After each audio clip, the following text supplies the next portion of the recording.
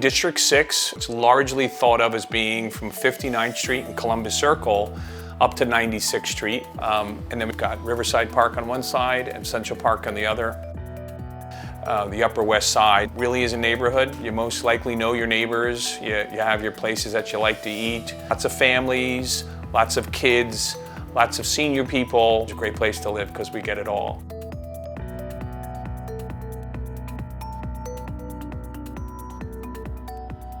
From Central Park to the river, and it's from Lincoln Center up into the upper 90s. Like, this is the heart of the Upper West Side. When I think of District 6, I think of a community of parks, of religious institutions, of amazing schools, of neighborhoods, of people who are helping people.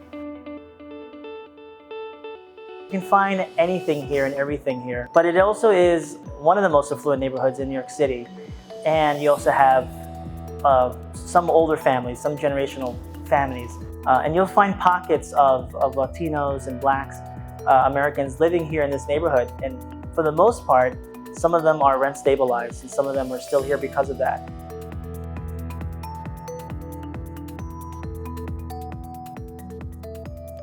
Preservation's important up here. We've got a strong presence, and I think continuing to have the fabric of the Upper West Side, which I think has a rich history. We have had the growth of the tall buildings have seeped up to the Upper West Side, and we've got a super tall here that we're not very happy about. Affordable housing is very, very important to our district.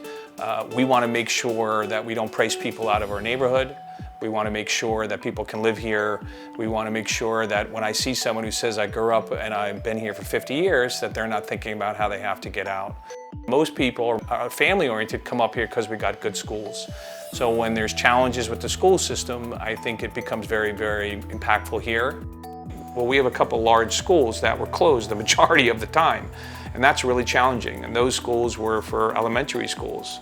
I think education is going to be important moving forward, and I feel the next administration's got to get this year right.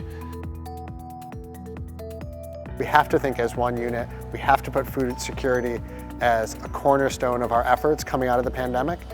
Here in District 6, it's often thought of, right, we're in one of the wealthier communities possibly on the planet. That neglects the fact that we have huge disparities of wealth. We have huge pockets of hunger. And those are the people who come to the West Side Campaign Against Hunger every day.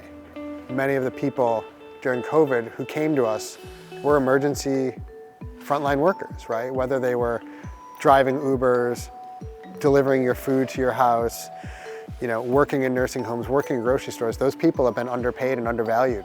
To continue to think about housing, homelessness, making sure education is open and accessible to all. And safety as well. COVID-19 has really brought out some of the major problems that we have in the city when it comes to safety and cleanliness. We're losing our favorite mom and pop shop. They're not here anymore. They have to transition to a new type of work.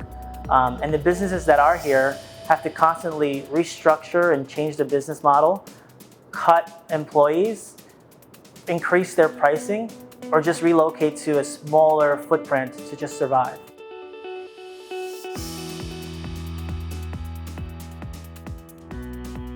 Or we'd like to see a strong individual that's willing to maybe lead as opposed to sort of stay or follow. And I think that would be the type of person that would do a very good job in our district. We must have collaborative action, and that has to be influenced and pushed by City Council. So we want to be pushed for our grant dollars to force us to work together, to track our customers to make sure they're getting all the benefits they need. Not just the fresh vegetables from West Side Campaign, but it might be the workforce development program from other organizations. There's all kinds of programs that exist, but if they're not coordinated, then we're all just sort of patting ourselves on the back for doing a good job, but no one's doing a great job. What I'm really looking for in a city council member is someone who would be courageous enough to take on challenges and take on issues that have been plaguing our district, doing it now and doing it early. I don't want a council member who has to wait until it becomes trendy to take a stance. I want a council member to have a deep connection to every single one of our neighbors in our neighborhood, to have a greater understanding of what their needs are,